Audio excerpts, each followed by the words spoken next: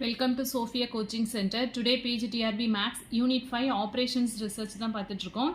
Next அதில் வந்து matrix form, அதாவது canonical and standard form matrix ஃபார்மேட்லேயும் வந்து எப்படி இருக்குது அப்படின்னு பார்த்துருக்கோம். ஸோ கெனானிக்கல் ஃபார்ம்னா என்ன சொல்லியிருக்கோம் அப்படின்னு, அப்ஜெக்டிவ் ஃபங்க்ஷன் வந்து மேக்ஸிமமாக மட்டும்தான் இருக்கும், கன்ஸ்ட்ரெயின்ஸ்லாம் வந்து லெஸ் ஆர் ஈக்குவல் டைப்பாக இருக்கும், and x greater or equal to 0.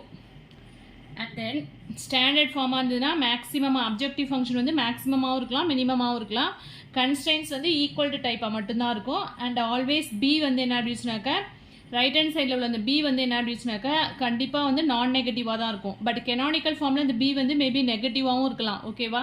And then X greater, ரெண்டுக்குலேயுமே வந்து இந்த எக்ஸ் வந்து என்ன அப்படின்னாக்கா கிரேட்டர், அதாவது நான் நெகட்டிவ் ரெஸ்ட்ரிக்ஷனை வந்து கரெக்டாக சாட்டிஸ்ஃபை பண்ணுது.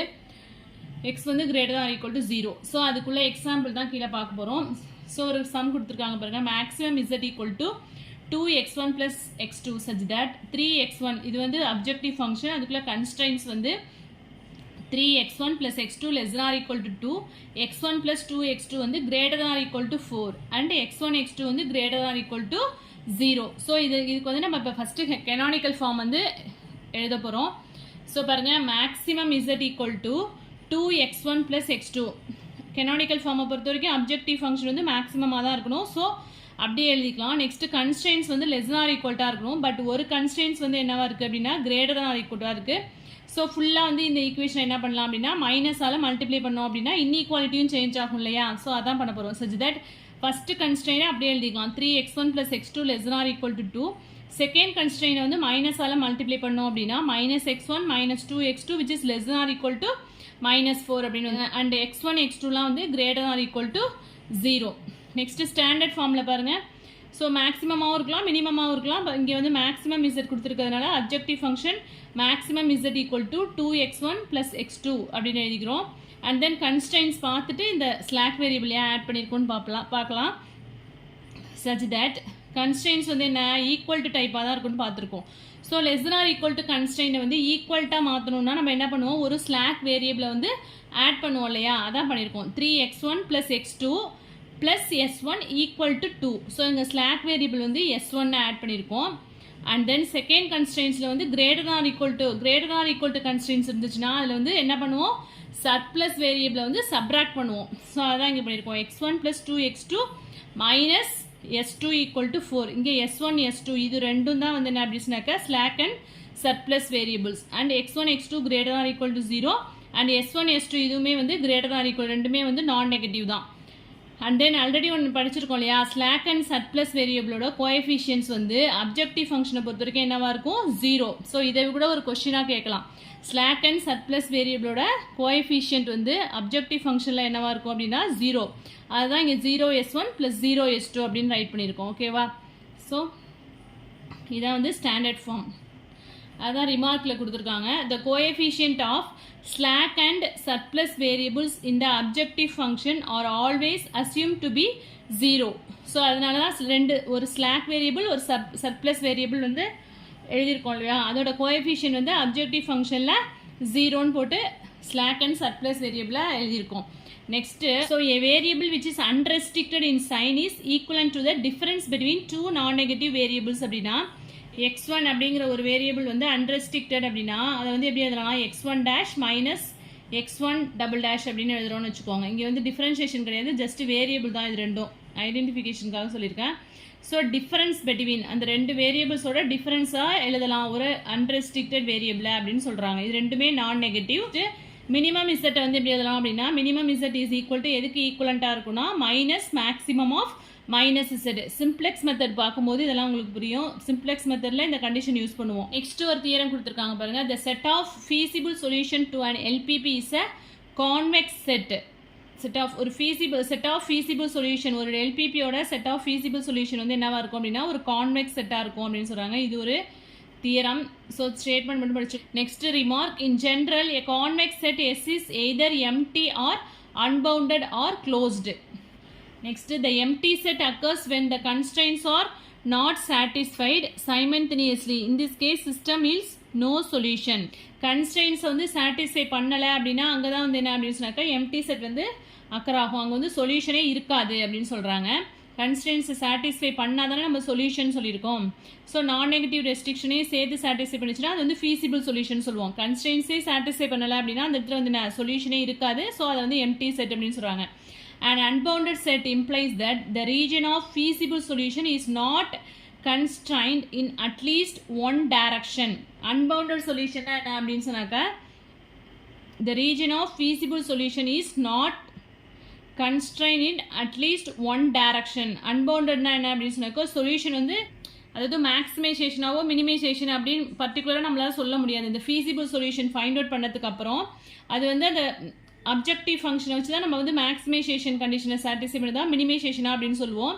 ஃபீஸிபிள் சொல்யூஷன் வரைக்கும் எக்ஸிஸ்ட் ஆகும். பட் அது வந்து மேக்ஸிமைசேஷனோ ஆர் மினிமைசேஷனோ அப்படின்னு நம்ம வந்து பர்டிகுலராக வந்து ஃபைண்ட் அவுட் பண்ண முடியலன்னா அதை வந்து என்ன சொல்லுவோம்னா அன்பவுண்டட் சொல்யூஷன் அப்படின்னு சொல்லுவோம். ஸோ இது எல்லாமே சம் போடும்போது இன்னும் கிளியராக கூட உங்களுக்கு அண்டர்ஸ்டாண்ட் ஆகும்.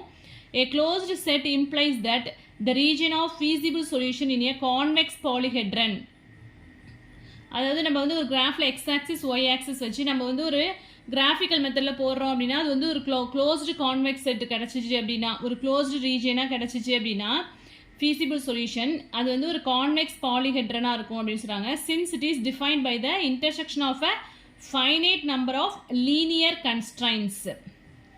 ஸோ இதுவும் வந்து சம் போடும்போது உங்களுக்கு புரியும். ஸோ கிராஃபிக்கல் மெத்தடில் எக்ஸ் அண்ட் ஒய் ஆக்சிஸ் வச்சு நம்ம வந்து கன்ஸ்ட்ரைன்ஸ் வந்து சாட்டிஸ்ஃபை பண்ணுவோம். சாட்டிஸ்ஃபை பண்ணும்போது நம்மளுக்கு வந்து இப்படி வரும். ஸோ இன்டர்செக்ஷன் ஆஃப் இது மாதிரி வரும்போது லெஸ் ஆர் ஈக்குவல் டு இருந்ததுன்னா நம்மளுக்கு வந்து என்ன இங்கே வரும். இந்த பாயிண்ட் வந்து நம்மளுக்கு என்ன இங்கே தான் வந்து சொல்யூஷன் இருக்குதா இதுதான் வந்து க்ளோஸ்டு செட் அப்படின்னு சொல்கிறோம். இந்த பாயிண்ட் இருக்கு இல்லையா இதுதான் வந்து க்ளோஸ்டு செட் அப்படின்னு சொல்கிறாங்க. இது வந்து ஒரு கான்வெக்ஸ் பாலிஹெட்ரனாக இருக்கும். Intersection of finite number of linear constraints இது வந்து கன்ஸ்ட்ரைன்ஸு இது ஒரு constraints and then another constraints இப்படி எடுத்துட்டோம் அப்படின்னா இது எல்லாத்தோட இன்டர்செக்ஷன் தான் வந்து என்ன அப்படின்னு சொன்னாக்கா இந்த கான்வெக்ஸ் பாலிஹெட்ரன் அப்படிங்கும்போது. ஸோ இதுவும் வந்து கிராஃபிக்கல் மெத்தட் போடும்போது உங்களுக்கு இன்னும் கிளியராக புரியும். ஸோ கிராஃபிக்கல் மெத்தட் வந்து எப்போ அப்ளை பண்ணுவோம் அப்படின்னா எல்பிபி இன்வால்விங் 2 டெசிஷன் வேரியபிள்ஸ், அதாவது நம்மளுக்கு x1 + x2 = some 5 and x1 + 3x2 = 7 அது மாதிரி டெசிஷன் வேரியபிள்ஸ் வந்து 2 தான் இருந்துச்சு அப்படின்னா நம்ம அதுக்கு வந்து கிராஃபிக்கல் மெத்தட் மூலியமாக சால்வ் பண்ணுறதுக்கு ஈஸியாக இருக்கும் அதான் சொல்கிறாங்க. ஸோ இதுவுமே வந்து ஒரு டிஆர்பி கொஸ்டின்ஸ் தான். LPP involving 2 decision variables can easily solved by அப்படின்னு கேட்டுருவாங்க. என்ன மெத்தட் அப்படின்னா கிராஃபிக்கல் மெத்தட். கிராஃபிக்கல் மெத்தடுக்கு இன்னொரு நேம் என்ன அப்படின்னா சர்ச் அப்ரோச் மெத்தட் அப்படின்னு கூட சொல்லலாம். In this method, first step is to find a feasible region, which is the intersection of all the region represented by the constraints and is restricted to the first quadrant only. So நம்மளுக்கு வந்து first குவாட்ரண்ட்டில் மட்டும்தான் வந்து நம்மளுக்கு feasible solution வந்து கிடைக்கும். அதை எப்படி ஃபைண்ட் அவுட் பண்ணுறோம் அப்படின்னா முன்னாடி ஒரு டயக்ராம் போட்டோம் இல்லையா that is x axis y ஆக்சிஸில் அந்த கன்ஸ்ட்ரெயின்ஸ் எல்லாமே இன்டர்செக்ட் ஆகிற பாயிண்ட்டு. ஸோ அதை வச்சு தான் நம்ம வந்து அந்த ரீஜனை வந்து ஃபைண்ட் அவுட் பண்ணுவோம். ஸோ அதான் சொல்லியிருக்காங்க.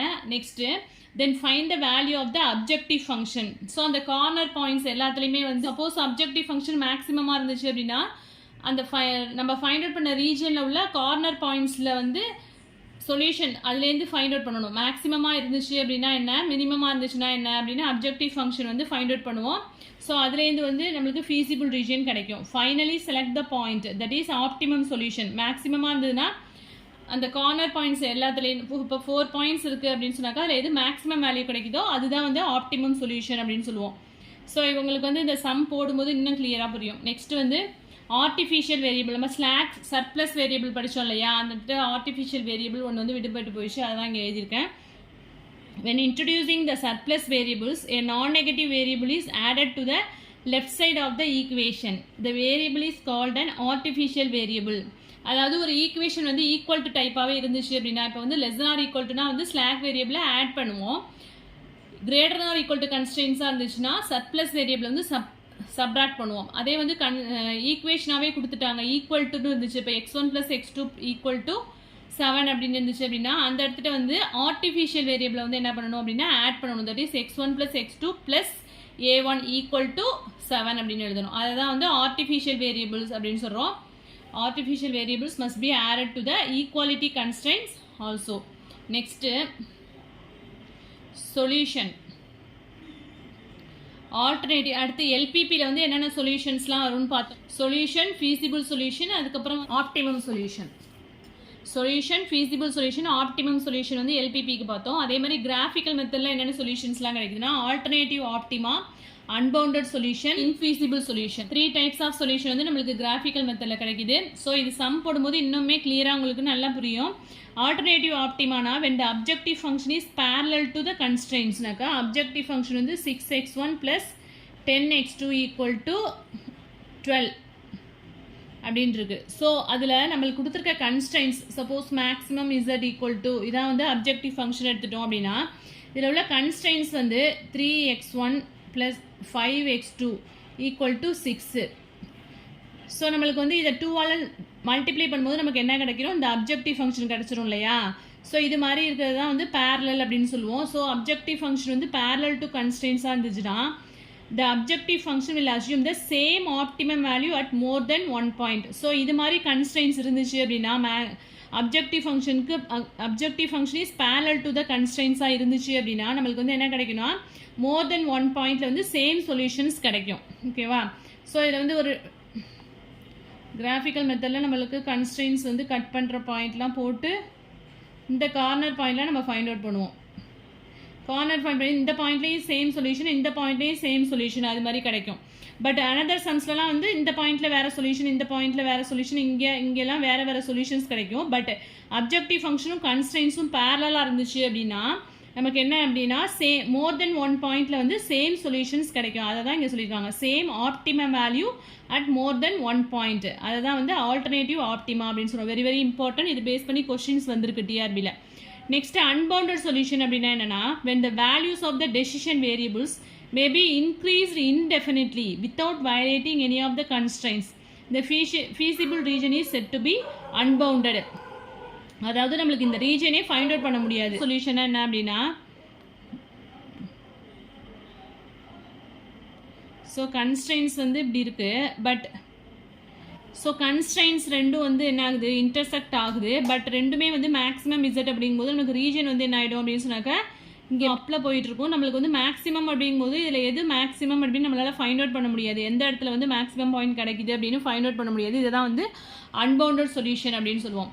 அதே வந்து கன்ஸ்ட்ரைன்ஸ் ரெண்டுமே வந்து இன்டர்செக்ட் ஆகலை அப்படின்னா இந்த ரீஜன் இந்த கன்ஸ்ட்ரைன்ஸ் வந்து லெஸ் ஆர் ஈக்குவல் டைப்னா இங்கே வந்துடும் இந்த ஷேடட் பாயிண்ட்டு.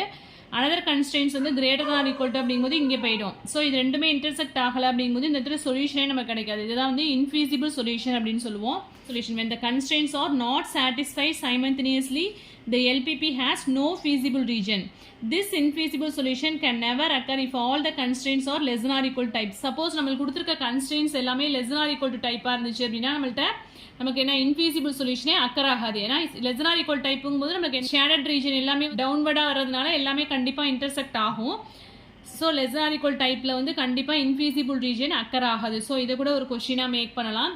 ஸோ இது வரைக்கும் பார்த்தது எதுவும் டவுட்ஸ் இருந்தது அப்படின்னா கமெண்ட் செக்ஷனில் கமெண்ட் பண்ணுங்கள். என் வீடியோ பிடிச்சினா லைக் பண்ணுங்கள், ஷேர் பண்ணுங்கள், சப்ஸ்கிரைப் பண்ணுங்கள். ஸோ நெக்ஸ்ட் வீடியோவில் சம் ஸ்டார்ட் பண்ணிடலாம். ஸோ சம் பார்க்கும்போது உங்களுக்கு இன்னும் நல்லா கிளியராகவே புரியும். Okay, thank you.